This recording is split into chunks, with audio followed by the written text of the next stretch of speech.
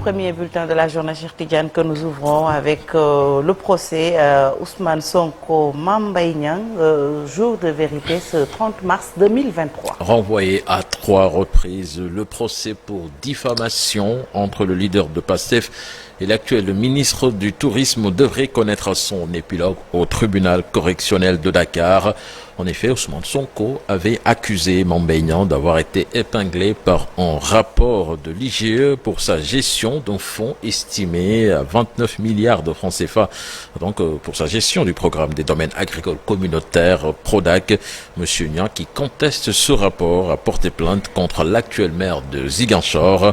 La dernière audience du 16 mars dernier avait engendré des violences qui ont valu au leader de PASTEF d'être hospitalisé pendant plusieurs jours à Souma Assistance. Il avait soutenu être victime d'un empoisonnement.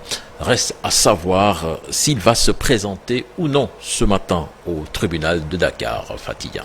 Et puis restons avec cette affaire. Juan Branco, avocat d'Ousmane Sonko, expulsé dès son atterrissage à l'aéroport international Blaise Diagne. Et Juan Branco, qui fait partie du pôle d'avocats d'Ousmane Sonko, expulsé du Sénégal après son atterrissage à l'AIBD. Il a été sommé donc de reprendre le premier vol à destination de Paris. Une nouvelle qui tombe quelques heures seulement après l'annonce de la suspension d'un de ses avocats, Maître Ousseynou Fall, donc du barreau de l'ordre des avocats. Et puis hier, les leaders de Yewwi avaient appelé à une marche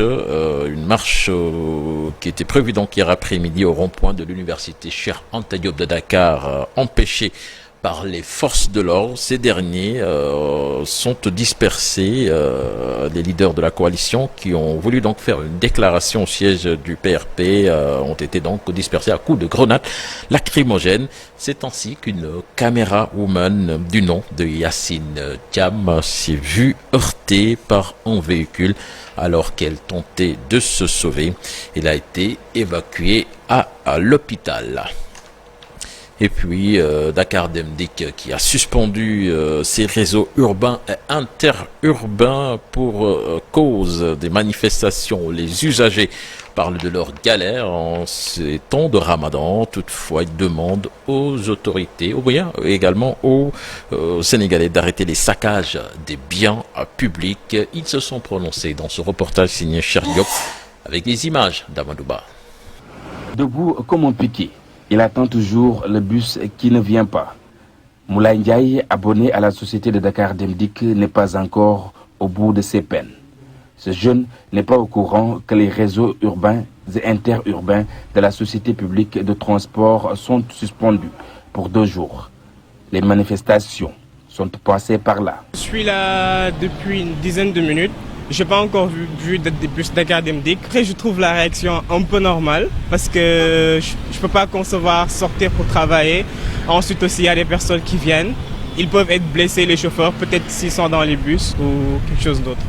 Dans les manifestations, les saccages des bus Dakar Demdik et des biens publics, des Sénégalais fustigent.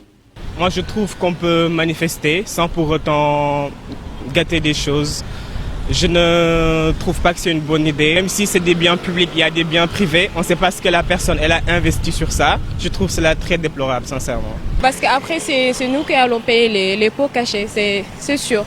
Soit l'augmentation des prix des denrées et ça sera très fatal, surtout pour nos parents qui gèrent des familles trop nombreuses. Alors, plus de responsabilité et de la conscientisation s'imposent. Manifester, montrez votre mécontentement, mais après, ce n'est pas une raison de gaspiller les choses d'autrui. On peut se faire entendre sans pour autant user de la violence. Faisons-le pacifiquement, parce qu'on va causer des problèmes à d'autres personnes. Par exemple, nous ici à notre Auchan, on n'a plus accès là-bas parce que c'est très compliqué. On est obligé de se déplacer jusqu'à l'autre Auchan qui est plus grand et ça nous prend du temps et aussi de l'argent aussi. Pour 72 heures, pas de bus Dakar Demdik sur les routes aux grandes dames des populations qui vont galérer en ces temps de carême et de ramadan. Déjà, certains arrêts sont saccagés. Ces citoyens sénégalais trouvent une autre alternative. Les cars rapides, les bus Tata ou même ces motos Jakarta. Et puis cet arrêté portant interdiction temporaire de circulation de motos dans le département de Dakar pour des raisons donc de sécurité.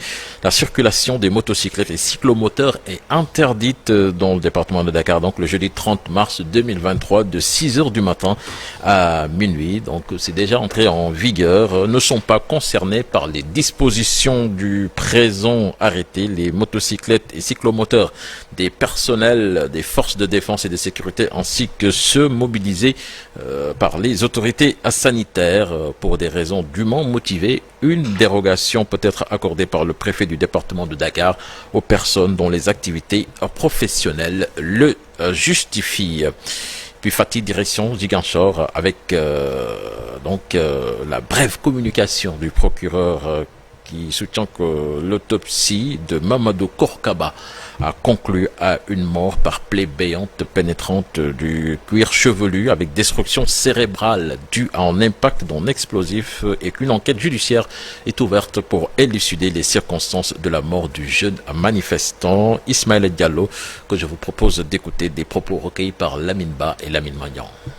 20 mars 2023 jotoon nañu xibaar bi nga xam ni yëgaloon nañu ni amoon na benn xale bi nga xam ni daal maanaam jotoon naa génn àdduna ba kooram ñu déposé woon ko ci buntu camp militaire Lamine Mang.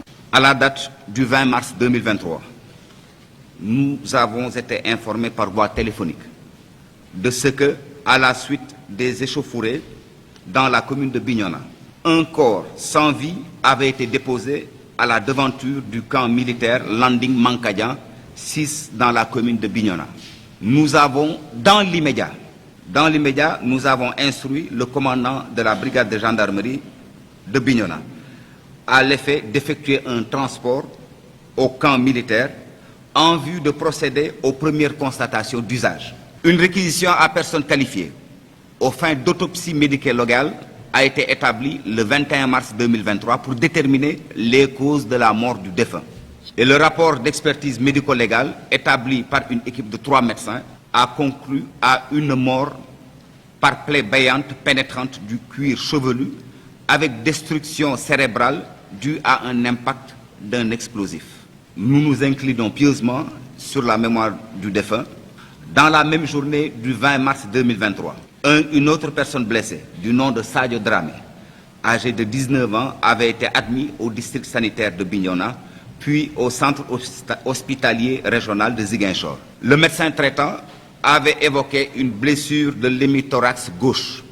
Admis d'abord en réanimation, ce blessé est aujourd'hui hors de danger, son pronostic vital n'étant pas engagé. Aussitôt après la survenance de ces faits, c'est-à-dire la mort de Mamadou Korkaba ainsi que la blessure de Sadio Dramé, une enquête judiciaire a été ouverte dans le but d'élucider les circonstances de leur commission et de situer les responsabilités. Elle suit son cours normalement. Autre actualité, Cheikh Tidiane, la Fédération des syndicats de la santé en grève ce jeudi. Sur l'ensemble du territoire national pour 48 heures, elle demande le respect des accords signés entre le gouvernement et les syndicats de la santé. On écoute Abdoulaye Thiaw, le secrétaire général joint par Alassane Ba. La Fédération des syndicats de la santé, pour son deuxième plan d'action, a décrété une grève de 48 heures qui démarre aujourd'hui, jeudi 30, et demain, vendredi 31. Nous demandons à l'État du Sénégal de respecter les accords qui ont été signés entre le gouvernement et les syndicats de la santé. Parce que nous ne pouvons pas accepter, après signature de ces accords, depuis le mois de mai 2022, que l'État fasse du dilatoire. Nous ne pouvons pas accepter qu'au sein d'une même corporation, qui est la santé, qu'on puisse traiter les gens de manière inégale, surtout par rapport à des indemnités qui n'ont aucune connotation professionnelle, notamment l'indemnité de logement. Nous exigeons, nous réclamons à ce que cette indemnité soit généralisée à tous les personnels du secteur de la santé. Nous demandons au Premier ministre de s'impliquer et de jouer son rôle pour que cette situation qui dure depuis le mois de mai 2022, que cette situation puisse aboutir, qu'on puisse trouver une solution. Voilà, Fatiguian, c'était donc là l'essentiel de l'actualité nationale de ce matin. Merci beaucoup, cher Tidjane, pour l'actualité nationale. Notez que le prochain rendez-vous d'information, ce sera à 7h10, 7h15. Tout de suite, l'actualité hors de chez nous.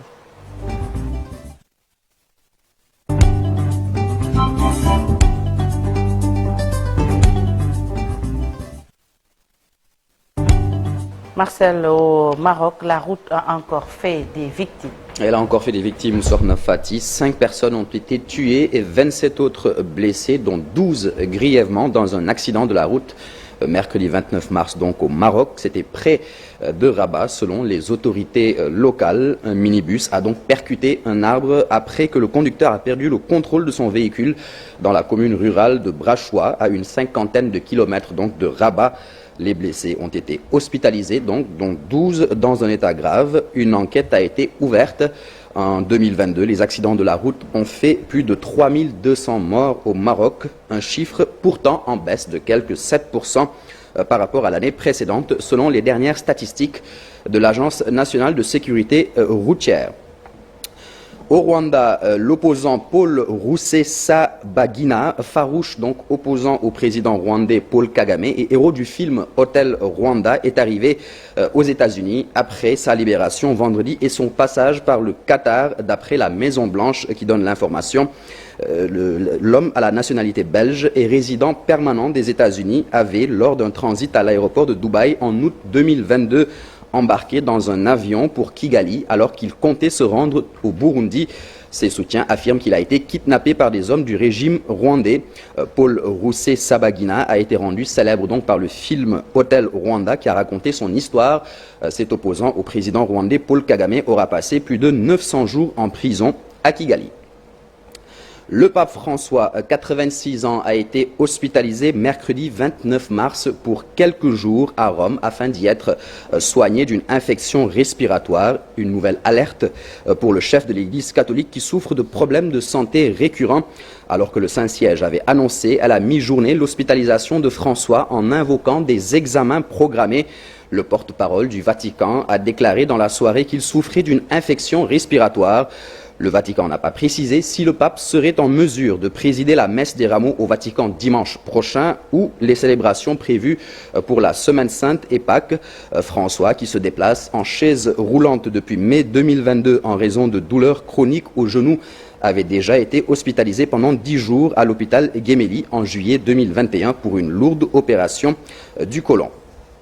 On termine cette actualité internationale avec une note de sport. Hervé Renard, le désormais ex-sélectionneur de l'Arabie Saoudite, va s'engager avec la Fédération française de football jusqu'à fin 2024 et donc succéder à Corinne Diacre sur le banc de l'équipe féminine de football, elle qui a été éconduite après la fronde de certaines joueuses majeures de la sélection tricolore.